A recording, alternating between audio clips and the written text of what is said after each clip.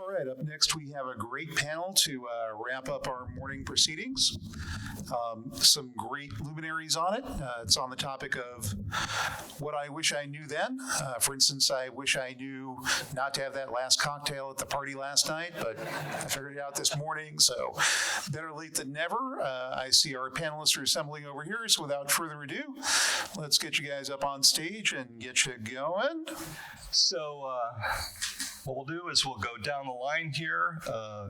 We'll each do a little bit of an introduction, talk about who we are, what we've done, and then our topic is sort of what we know now that we wish we'd known back in the day. And so what I thought we would do is we would break it up into sort of 4 sections. So what we wish we'd known about the business, about the creative aspect, about the leadership aspect, and then we'll end on the personal side of it. And then with whatever time we have left, we'll do some Q&A. So I'll start. John Kimmich. My company is Software Illuminati, consulting to video game companies on business strategy, partner development, sale and exit, that sort of thing. I've been in the games industry for 26-ish years. Started out in games at Microsoft and Microsoft Game Studios, where I did acquisitions of titles for MGS as well as studios, including Bungie and Fox Interactive. Left Microsoft in 2004 to go work for a company called Day One Studios that had done MechAssault for us for Xbox, and then started my consultancy in 2009, and eventually we did sell Day One Studios to Wargaming.net in 2014. So passing it on down. Yeah, hi, I'm Tim Cullings. I'm the executive director of Global Game Jam. We're a nonprofit that runs the world's largest game creation event that happens every January, where just this past January we had 40,000 people in 108 countries get together and made 7,500 games in a weekend around the theme of roots. And I also am the executive director of Seattle Indies. We're a local nonprofit that runs networking events and learning events for game creators here in the Seattle area. Prior to that, I was at Oculus for 6 years and helped launch everything from the Rift CV1 to Quest 2. And before that, I was at a company called Airtight Games in Redmond, where we made a few games like Quantum Conundrum and Murdered Soul Suspect were the 2 big ones that I worked on. So that's a bit about me. Thank you. My name is CK. I'm the co-founder and CEO of Kooapps. We make mobile games. Some of our top titles are like Snake.io. We have about 400 million downloads. Started indie, self-funded, no publisher, no investor. I started my career also at Microsoft Game Studios, worked on Fable 2, Xbox 360, then transferred to Microsoft Research, worked on machine learning and language models before it was all cool now. And then at the time, I thought it was okay. This is way too early. These language models don't work. So then, I went back to my gaming passion and left Microsoft to start this company with a couple of buddies. And we just launched Snake.io on arcade about a week and a half ago. We're top 4 there, and so it's been really, really exciting. Yeah. Hi, I'm Joe Cronk, and like a lot of people on this panel here, I also started in games at Microsoft. Detecting a theme here. Yeah. Back before the game studio existed, back when it was action, adventure, and strategy. So I got my foot in through the door straight out of high school through quality assurance. So I was a tester for games, and then eventually became a developer. Before I started teaching at DigiPen, I was a software engineer for about 20 years. And some of the places that I worked on after I left Microsoft, I was at a little tiny, it wasn't an indie studio, we were actually making AAA games, but a little place here in Seattle called Zombie, which is kind of now Hardsuit Labs. And after that, I went and worked at Crystal Dynamics on Tomb Raider Legend. It was the very first of the kind of newer Tomb Raiders, and we weren't sure if it was going to be accepted by the public at large or not, so that was kind of an exciting project to work on. I kind of detested living in the Bay Area, though. So I had to come back to Seattle and ended up working for a couple of WB studios, namely Snowblind Studio on Justice League Heroes. And then I found myself at PopCap Studios for about 7 years and worked on a ton of different things. And did the little startup thing for a while, worked on an indie AR VR hardware company called Technical Illusions, or Cast AR, with Jerry Ellsworth, who was running the hardware lab at Valve for a while. And when that kind of didn't pan out for us, then I came back to Seattle again and worked for Wargaming as a tools engineer. And then eventually found myself at DigiPen teaching design students how to write code without them realizing what they're doing until it's too late. So it's been a really fun place to work. Great. So let's start with sort of the creative side of things. So starting out in the business, making games creatively, what do you wish you'd known then that you know now? The mistakes that you wish you hadn't made? Whoever wants to start. For us, I wish I knew like small differences, like seemingly some small differences made like a big difference. So with mobile, like our screen size is only so small. So like even moving like pixels left or right, or changing the colors, or changing how you phrase it, have a lot of like metrics difference. So for Kooapps, we're very, very metrics driven. Our largest team is our data team over here. And so we track all those changes closely now, but there's been, a lot of changes where we go like, why did, level completes drop? Why are people playing less? Why is retention so much lower? Oh, it's because of this one thing. It's because of this other thing. And so definitely do more playtest. We use Playtest Cloud. It's been very helpful. They record like a video of users playing your game. It's about like, $50, $60 per video. And then it's very, very helpful.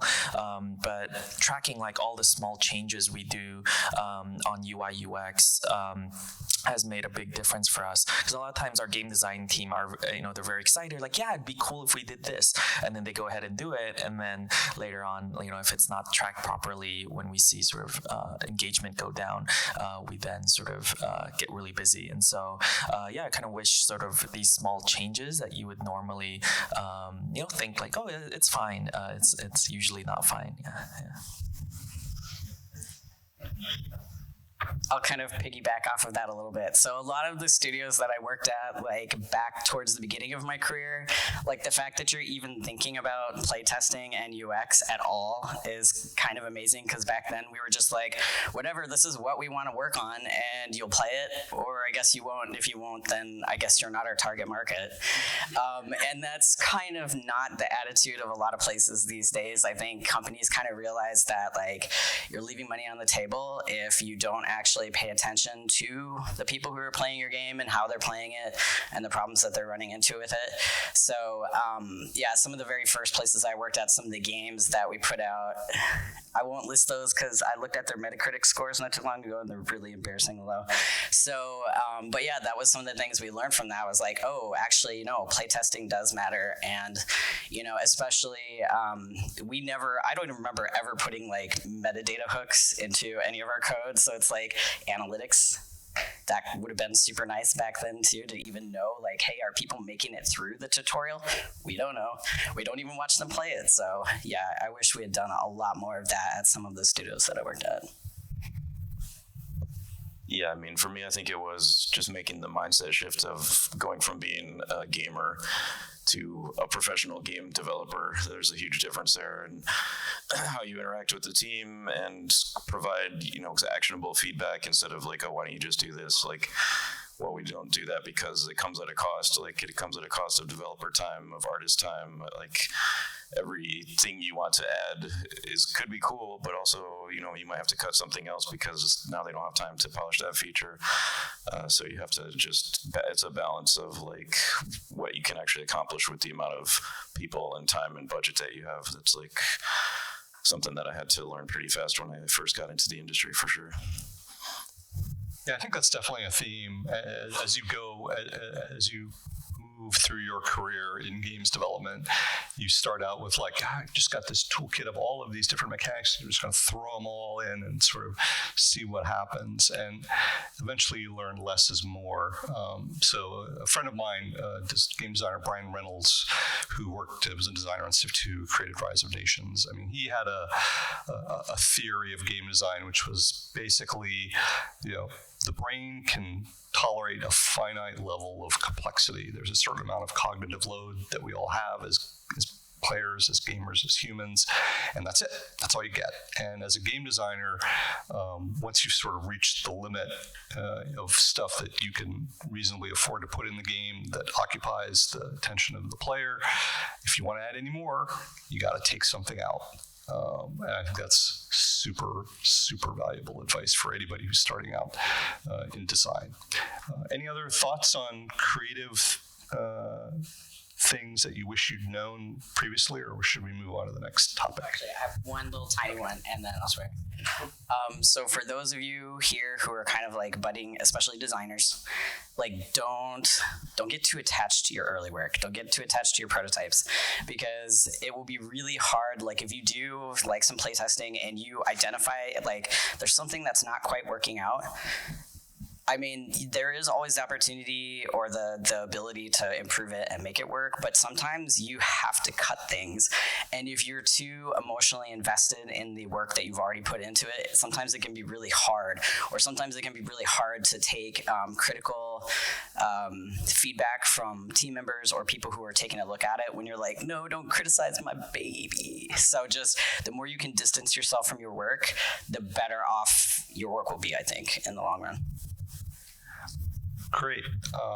So next topic, things we wish we'd known when we were younger, the business element of games. So what on the business side of games, do you wish you'd known back when you were starting out? This seems like there's all sorts of things that we should have known back then. Tim, you want to start? Sure. Yeah, I mean, the one thing to keep in mind is that like critical success and awards and all that really don't mean anything when it comes to selling a game. Like you can win every award at an expo like this and get like top ratings, and for whatever reason you just don't find your market and the game doesn't sell, and that can be hard, and that's happened. And you just have to kind of learn what you can from that and move forward. There's like, it depends on what kind of studio you're at too, between like based on your business goals. Like if you're at a huge AAA studio like Microsoft, or when I was at Facebook, they're trying to move like millions and billions of units. And if you're at an indie studio, you might just be trying to hit like thousands or tens of thousands. I mean, but it's still kind of the same goal at the end of the day, is to make a game that finds a market that reaches players and connects with them and makes them want to play it. Thanks. For me, it would be like to put ads earlier, and then also to do UA earlier. So when I left Microsoft 2012, 2013, we had our first hit called Pictoword. We organically grew to top 20 on the App Store. At the time, we didn't want to put ads, we didn't want to do marketing, and we didn't want to do any of that. One of my favorite essays is from Y Combinator, Paul Graham. He has an essay that says, build something a few people love, not like a lot of people like. And so I'm like, okay, well, I'm not going to put ads. I'm a gamer too. I play StarCraft. I'm Diamond League. It's like no ads, none of that. We only added ads many years later, probably 2017, and we realized how much money we were leaving on the table. And all of that money, we could also do UA, marketing, and sustain on the top charts. And so, that was a pretty hard lesson for sure. Think about how to monetize early on. For us, we thought about in-app purchase, but actually in-app purchase is really, really difficult for indie game developers because what happens is only 1% of your users will ever buy. And so you need like a gigantic like data team, tools, you need a lot of tools and expensive tools to actually make that work. And you also need a really large audience, right? So let's say if you want to do A/B tests, you typically need like 300 or 500 people in each cohort, like on the A side, on the B side. So if it's 500 each, that's like 1,000 payers. So that means you need like 100,000 daily active users to do any sort of A/B test at a statistically significant result. So in-app purchase, it does feel like a better experience than ads, but is not really attainable for indies, especially if you're not planning to get investors or publishers and all of that have a lot of data. Sometimes publishers will have data and be able to short circuit that. But yeah, for us, I think that was the biggest learning, was to put ads like in our games. So. Why no ads? What did they just like offend you personally, or what was it about the ads? So like I'm not gonna. Yeah, at the time I just felt it was annoying. When I play StarCraft, there's no ads. What if I played StarCraft and there was an ad? Like it was just like a personal preference. Now looking back, was not so smart. But I think there's something important there. You let your personal preference get ahead of not only what was right for the game, but what was the preferences of your audience, because obviously your audience, they don't mind the ads, they're okay with it. So important lesson there. I think as far as the business side of things goes, probably the most painful lesson that I've ever learned was that it's a really bad idea for 3 engineers to run a company without an actual business person. Because that's kind of, I think, the AR/VR startup that I was working with. Like, we thought, hey, we are 3 very smart, capable adults. We can do this. We all have various experience in different areas, and some of us have experience with VC and everything. We can go out and we can do this. And, there's some big name clout in the group. Like, yeah, we've got this. And then we ran a Kickstarter and raised like a little over $1 million. It was like, okay, cool, let's go.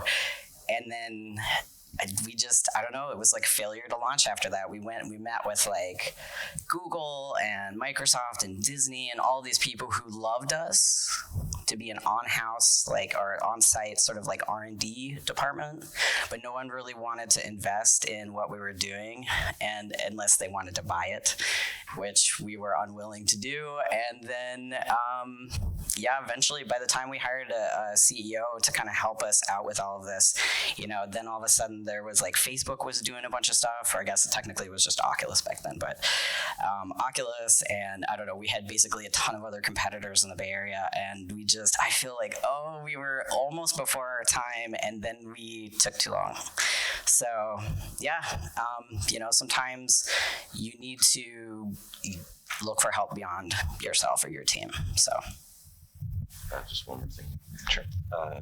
Just to add to what Joe was just saying, like, I was a judge on the indie pitches yesterday and saw a lot of great game pitches. I didn't really see a lot of great business pitches. And so if your goal is to be an indie game developer and a professional developer, you also need to be thinking about the business aspect of things, and publishers are going to want to see that you have that in mind as well, that you know what your market is, you know what your expected sales are, you can do competitive market analysis, and set your price point on your game if it's a game that you're going to charge money for.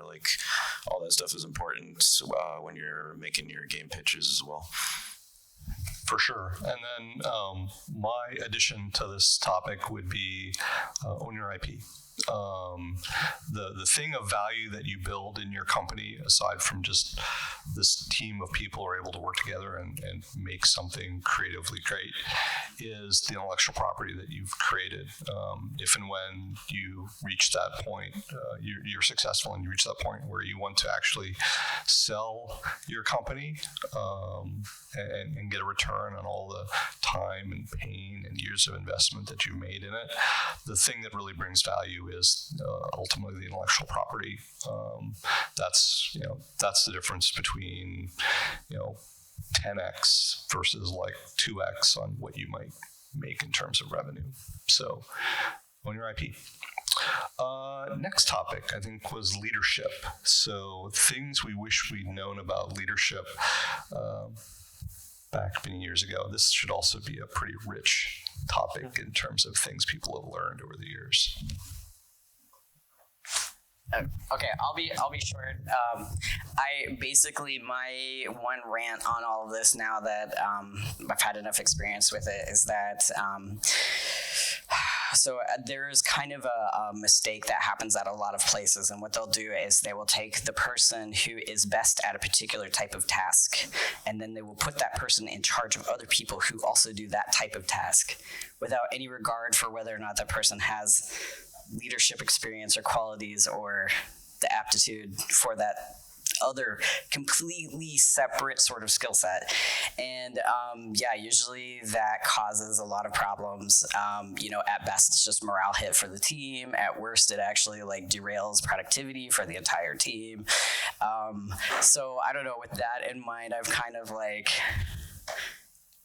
for a while when I was a little bit younger, I thought, in order to be successful, you have to be on this escalator, right? You're going to start off, you're going to be a junior, whatever it is you're doing, then you're a senior, then you need to go into management. That is the way to success. And kind of started on that path there and realized this is absolutely miserable. Okay, so now you're no longer doing the thing that it was that you enjoyed doing, and now you're doing something that you may not be good at, and you may also be making other people miserable trying to work on the thing that they want to work on.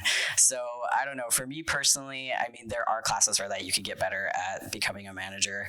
I have kind of taken a lateral role where I'm just nope, I like to be an individual contributor, and I'm going to be over here really enjoying the things that I enjoy, and I'll let the people who are good at management stay in management. So that's... Thanks. For me, it's I wish I read the book First Break All the Rules earlier. So it's a book about personality-based management as opposed to skill set-based management. And so the idea is you can learn Python, C++, but if you're not a very skeptical person, it's hard to learn to be skeptical. And depending on the role, there's actually a very important sort of personality trait. So let's say if you hired somebody that was very optimistic, but you had this person do accounting or do legal work, then it's not going to be a very good fit, right? So having one-on-ones with everybody in your team, trying to figure out what their personality is like, and then really finding the right role for that personality is really, really important. And so, for example, within our dev team, we split to devs that tend to be quicker and hackier, and so they end up making prototypes of the game. They end up working on UI UX. They end up working on getting art into the game, animation, and every look and feel to be really good, right? Whereas people that are more careful, more methodological, they end up working on save files or the ad stack where one typo could cost you a lot of money, right? So or could completely break your save file. So really taking a hard look at who's in your team and what the personalities are like, because those personalities end up being very, very difficult to change. So yeah. Yeah, one thing to keep in mind is that if you're working in a bigger company or really any SaaS company, is that leadership is really busy all the time. And so they don't always know what you're doing, and you kind of have to remind them. Just showing up and doing all your work every day and finishing things on time, maybe you're going to assume, well, they must know that I'm a great worker and they're just going to promote me up the ladder or whatever. But you really have to advocate for yourself and make sure that they're aware that you're doing all this good stuff, and find a champion or a mentor that's a little bit above you that can maybe help you out with that. And it's always about building a team of people that around you that can help support you if you have goals to move up the ladder too. Especially in corporations, it's hard to just do it alone. You're always going to need a good team of people. For me personally, I try to always lead with empathy for my team, for the community that I support. I'm always just trying to listen to what people have to say and take into account everything that's going on around us and in their lives that are leading them to whatever they're dealing with, and just try to lead in that direction and let them be as productive as they can and put them in the best possible position to succeed. And just because I hire somebody into one role, but I see that they're doing better at something else, or that's just where their skill set is, then we'll just adjust their titles or whatever, or their responsibilities, and put them in the best place to succeed is how I try to approach it. And then on the indie side, leadership tends to be like a cult of personality, honestly. So, and that can be good or bad, like depending on the person. And if that person is a strong leader and a good person, then it can be great for the indie team. And we've seen a lot of cases where it's the opposite, and things have come out in the press that have been damaging to a lot of people. And so you just have to be careful and be mindful that, like, just because the person is elevated and has a big following in the community does not necessarily mean that they're going to be a great person to work for or work with. So yeah. Great. And then just on this topic, I'm curious, has COVID and the pandemic and reacting to that changed anything about how you think about leadership? Now that we're past the pandemic, but has it changed sort of how you think about the leadership and how you go about leading your teams? Yeah, I mean, my team is all remote anyways, so we're already working remote, and I like that. Like, we're all over the world, and we meet at different times based on like our time zones, and I think priorities changed a lot in the pandemic, and people were reevaluating, what meant a lot to them in their lives, and some people work just became less of a priority, or we just don't work as hard as we used to, or we work in different ways, or people need more time to finish things and more personal time to tend to what they need to, and like, that's fine. We're not trying to save lives or anything with what we're doing. We're making video games, we're making fun things for people to do, so if they need a little more time with that, then that's fine for me. I mean, I'm a nonprofit or leader, so I'm not tied to like marketing schedules or anything like that, so that gives me a little bit more leeway in that regard. But I'm trying to be much more like empathetic towards people and what they need in their personal lives, basically.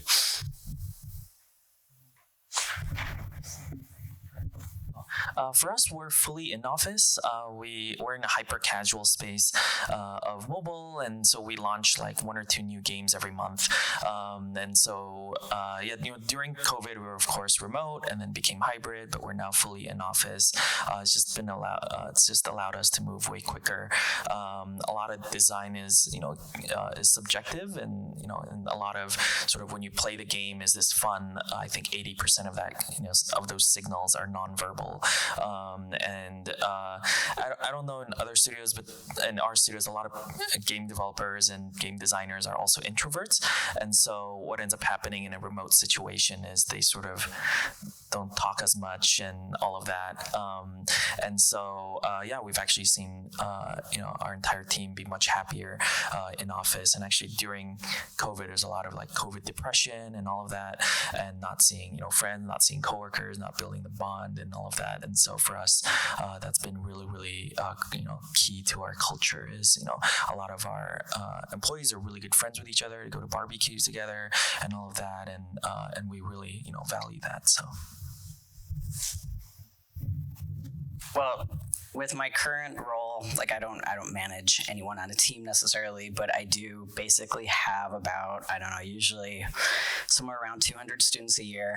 And definitely when we went to fully online teaching during the pandemic, it was a huge noticeable hit. Especially there were a bunch of classes that we teach in the design department that are basically like big multidisciplinary like group team game projects. And those, like, how do you conduct a multidisciplinary team of like 19 to 22-year-olds completely online and actually make sure that they're like doing what they need to do? Yeah, that was a little bit of a challenge. Thankfully, most of my classes are a little bit more solo work, so it was a little bit easier to kind of like track what was going on and kind of like message people, reach out to people. But I don't know, moving back to in-person, we are going fully in-person this fall, and just like as we've kind of gotten people back onto campus, it's been really apparent too that just being in person, there's a lot more focus, people are retaining the information longer, better, so as far as like from an educational standpoint, it definitely feels a lot better to be in person. Great. And so our last topic was personal. So, creative business leadership, but then, yourself personally, what have you learned? What do you wish you had known back when you started out in the gaming space? Tim? Yeah, there's a lot. I mean, it took me a while to even break into the industry. I was started at 35, so I was already about 10 years older than most of the people I was working with when I started. But that didn't really impact much, I don't think. I wish I kind of had started earlier, but what I wish I had known is titles are kind of important for you. When I was working with the younger team, they were all just we'll just make up cool titles, whatever we want, and it doesn't matter. This is all just fun. But then, years down the road, you're trying to have a career go a certain direction, and titles are kind of important. So if you have a goal in mind for your career, then fight for a title at least. You might not get monetary compensation with that, but at least having that direction and that on your resume is kind of important. Starting to build your professional network as soon as possible is super important. Coming to events like this, like GDC and all the other big game conferences and your local meetups, just making connections, meeting people. There's always people doing the same thing that you are in your area, making games, and you never know where those connections are going to lead. Somebody that you meet at a random social meetup one time and have a 15-minute chat with could someday down the road be recommending you for a job or something. So it's just always be humble, always be approachable and personable, and just do what you can to set up your professional network, because this business is super cyclical and you're always going to be needing those people to be in your corner to help you. And it's really small. Yeah, that too. There's a lot of people, but there's also not a lot of people, and we all know each other. And the more people you can meet and get into your network is definitely helpful. Yeah, for me, it's probably to realize that when I left Microsoft, I thought I was signing up to be a game developer. I love product. Microsoft felt really slow. I'm going to make more products. I'm going to be a product designer. But actually, when you leave to become an indie, you're actually signing up to become a business person. That's really what took me a couple of years to realize. So I was focused on product. Didn't want to put ads. Didn't want to focus on the business. It's hey, we want to focus on our game. Isn't this game so cool? And adding to what Joe said earlier, and it really became our baby. Pick the Word was a really fun game. We had really good education impact as well. Our first review on the App Store is a little girl that had learning anxiety, and then was seeing doctors and all of that, skipping school, and then she started playing Pick the Word, started enjoying learning, started going to school, started making friends, and now she's top of her class, changed her life, stopped taking medication. And so really focusing on those stories was I really was deep down our passion. It was really our passion. But as a CEO, your job really isn't product, isn't engineering either, which is what I love, what I did at Microsoft as an engineer. So it's neither product nor engineer. It's actually just business. And so growing revenue, keep the lights on. For me, that's whatever. Do you like spreadsheets? No comment. I love spreadsheets. So I think for me, probably the biggest personal lesson that I have learned was that you only have one body and you should take care of it. I guess that also kind of goes along with your brain. And burnout is an expletive that I can't probably say right now.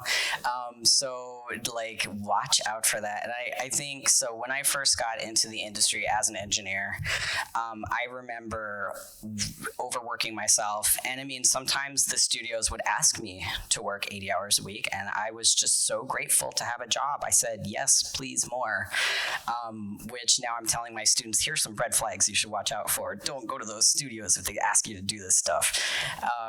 And then sometimes there were studios where they weren't even necessarily asking me to do that, but I was kind of conditioned to work like that, and also had some really high expectations for myself because I was one of those kids who was definitely like, just the overachieving, annoying kind of nerd kid in the corner somewhere. And it wasn't until I actually ruptured 2 spinal discs in my lumbar and was forced to basically chill out for a little while that, I kind of had to reevaluate how much of my own personal kind of blood, sweat, and tears I was putting into these companies and how little I was getting in return for that investment of my own time and youth.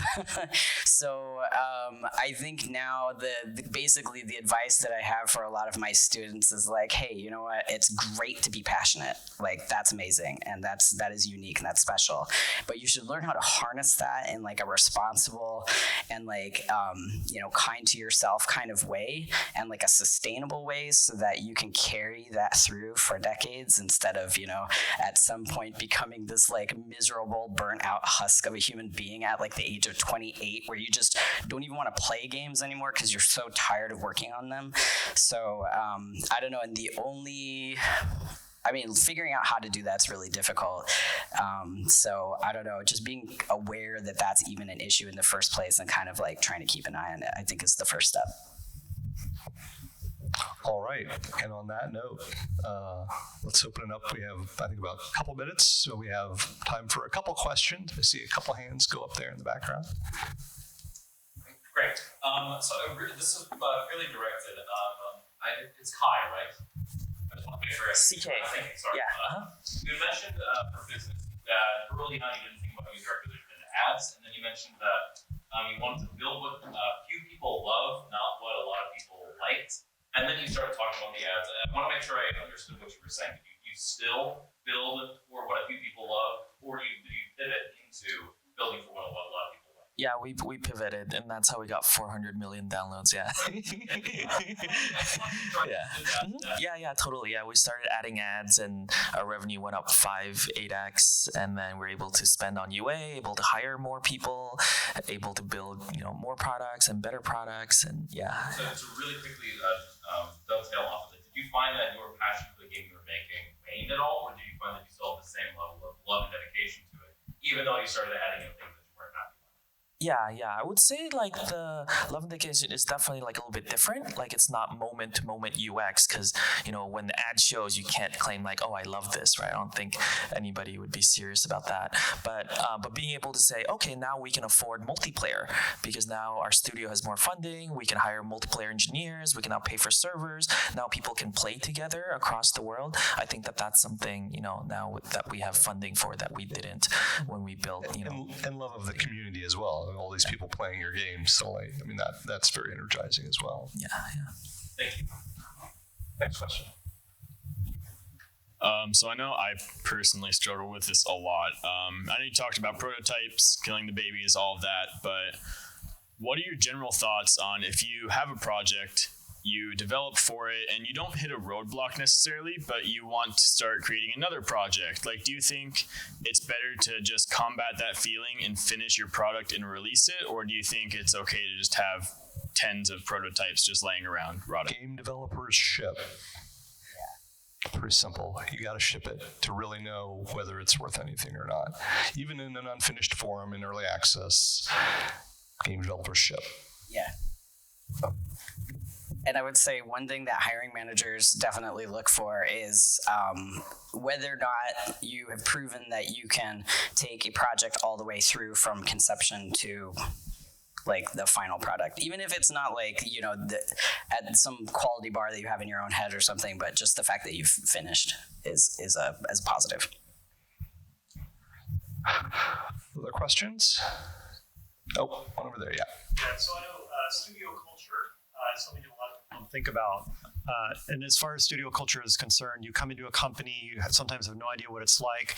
What have you learned as far as how to create and build a better, more positive studio culture for folks around you? And how have you brought something that really made a key difference, you think made a good impact? feel free to.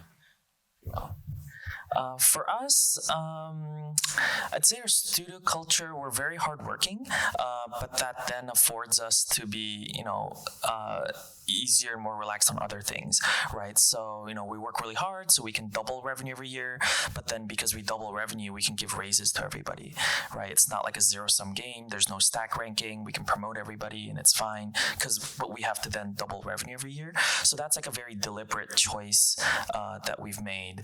But there's a lot of really good consequences. So teams are very collaborative. If you need help, they'll be like, oh, I'll help you now, instead of, oh, put something in my calendar next week. I may or maybe not help you, right? So, but we've got to pay our dues, which is, doubling revenue. And so our culture is very, very focused on growing revenue because that affords us a lot of other things that we think is amazing. And I think that's, Tim, unless you've got something, I think we're out of time. That's fine. Yeah. Okay, so how about a round of applause for our panelists here?